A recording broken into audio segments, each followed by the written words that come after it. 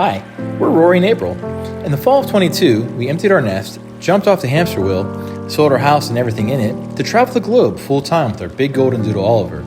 Join us as we see new places, meet new people, and live our dream to see the world. Be sure to follow us on Instagram and kindly like our video and subscribe for more adventures. We are the Great Escapers. Well, hello. We're back. So it's been a little while. We haven't really videotaped since we landed in Corfu. We kind of took the month to just relax and enjoy the beaches and the laid-back lifestyle of the island before we started on our whirlwind tour. We loved Corfu. We may have messed it up a little bit because we saw Lefkada and Zakynthos first, which we highly recommend. Trying to set the bar a little too high on the beachfront. Much more beautiful beaches there. If you're ever going to come to the Ionians, I would hit those instead. Our original plan was to leave Corfu and fly into the UK. Well, that all fell apart because of the airlines, and when the UK broke apart from the EU, yes, Brexit. It ruined a lot of things. So we can't bring Oliver to the UK. So we had to rethink. Yeah, so we came up with Bulgaria for a few weeks and then Romania. And how did you get here? Well, so I came up with a clever plan to fly myself from Corfu into Sofia, Bulgaria, pick up a rental car, and then drive 8 hours back to Corfu. So he did spend the night in Greece, northern Greece, and then got up and came the rest of the way, picked us up. Over and then left the next day. It was quite the adventure. Then we packed up, went back over, spent the night in Thessaloniki, which was a super cool city, by the way. Yeah, we didn't spend enough time there. No. And then headed on up to Sofia, Bulgaria, where we stayed a week. Yeah. But prior to getting to Bulgaria, we ran into a little issue at the border. Yeah, so at the border, apparently they don't always stamp your passport with the whole stamp. It only had a date and a number. And so I couldn't remember when we had entered Greece because, you know, all the days kind of run together. We're always going, what day is it? Where are we? What country are we in? So after probably about 20 minutes of sitting at the border with the line behind us and they were questioning April. They pulled me over. I mean, my heart is beating out of my chest. I'm sweating. I'm being questioned about how long I was in the country, where we were going next. Because, okay, so you know you can only spend 90 days in the Schengen, 90 days out. And we had been in Greece exactly 90 days. I had originally told them maybe it was April 28th, but I had a stamp that said April 1st. And I couldn't seem to get both dates to coincide, so they questioned us. And thankfully, after giving them our plans and where we had been, they led us through the border.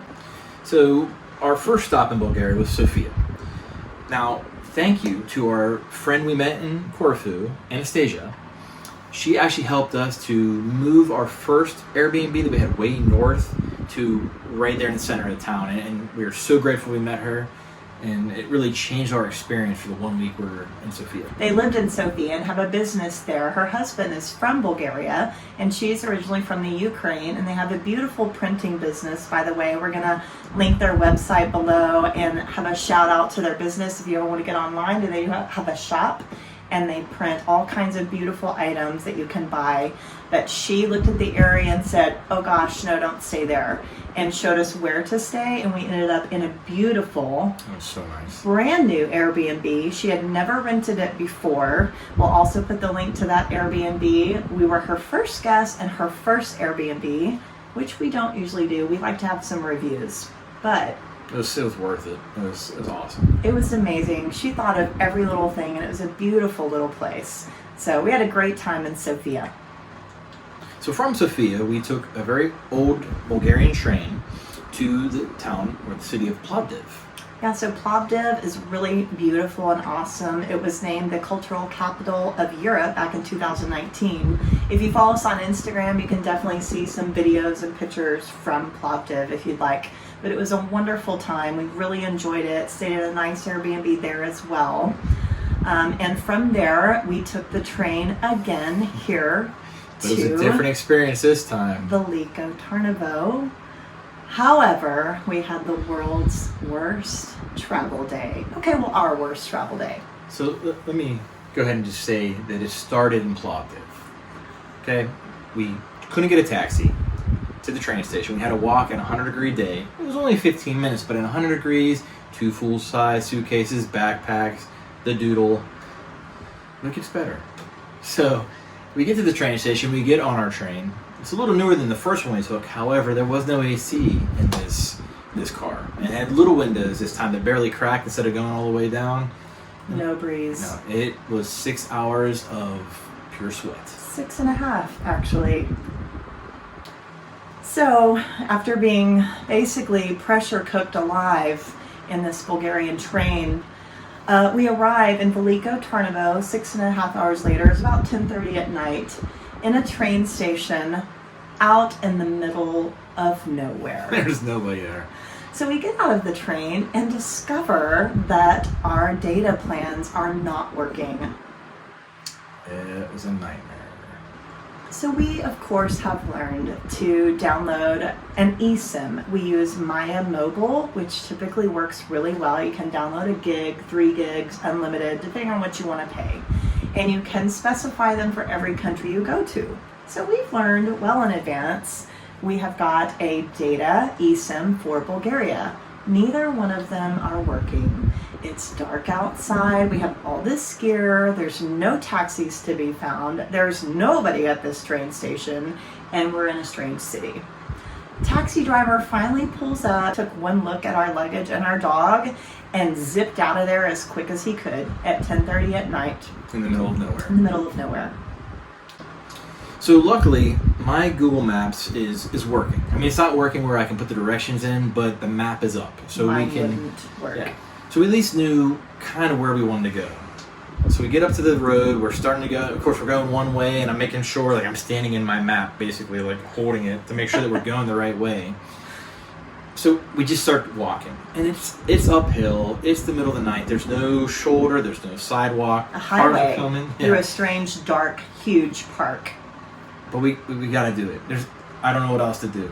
So let's just all keep in mind that April just had a major back surgery 18 months ago. I don't even know how I got the strength to drag my huge, how big is it? All the way up this hill. It's a lot of crap. Finally made it to town, to a restaurant where I totally just collapsed, head in my hands, crying. I mean, I broke down crying, tears, looking at flights back home to the States. She was ready to leave. Thankfully, though, the restaurant that we stopped at, it was closed. The restaurant had closed, but the nice lady was standing outside. Another nice Bulgarian lady. And she invited April inside to use the Wi-Fi. She brought all of her water. She brought me water. Finally got on the Wi-Fi, contacted our host, Nikki, here at our place, and he sent his very sweet friend to come and pick us up. I think what was really cool about this story is that along the way, we've always had some things kind of not quite go perfect, but we're always rescued one way or the other. On the way through this park, we came by one of the biggest kind of churches in the area. I think it's a museum now. And I just kind of shouted up a little prayer, Lord, please send us an angel of some kind to help us. I am desperate for help. And here came Yavor, Nikki's friend. He shows up and rescues us, took 2 trips in his car to get us up to this place. And if he had never rescued us, the Google map actually placed this Airbnb in the wrong place. So we would have never found it anyway, even if we had hiked it up the cobblestone path to this historic home. So even after our nightmare travel day, the next day, of course, we do what we always do, and we go and explore the town. I will say this. Bulgaria has shocked us, and not in a horrible way, but in a way of just pure beauty. From the moment we've came across the border and our drive up to Sofia, it has been nothing but just pure, I don't know, I'm amazed by what I've seen and some of the people we've met. Yeah, mountains and valleys and rivers and beautiful, almost like Bavarian style architecture.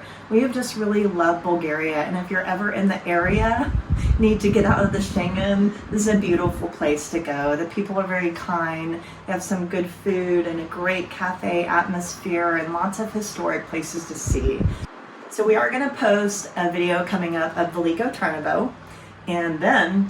Well, we're going through 6 quick cities through Romania over the next 2.5 months, and then back into Schengen. Yep, we're going to go to Budapest, Hungary for a couple of weeks.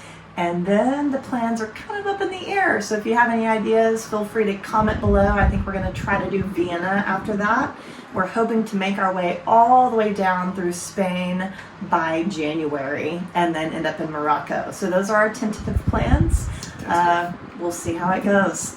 So we're going to just leave you with our tour of the Rila Monastery, which was absolutely magnificent and breathtaking. It's the first place that we actually stopped to see on our way up to Sofia. So enjoy this footage of the Rila Monastery, and until next time. Cheers.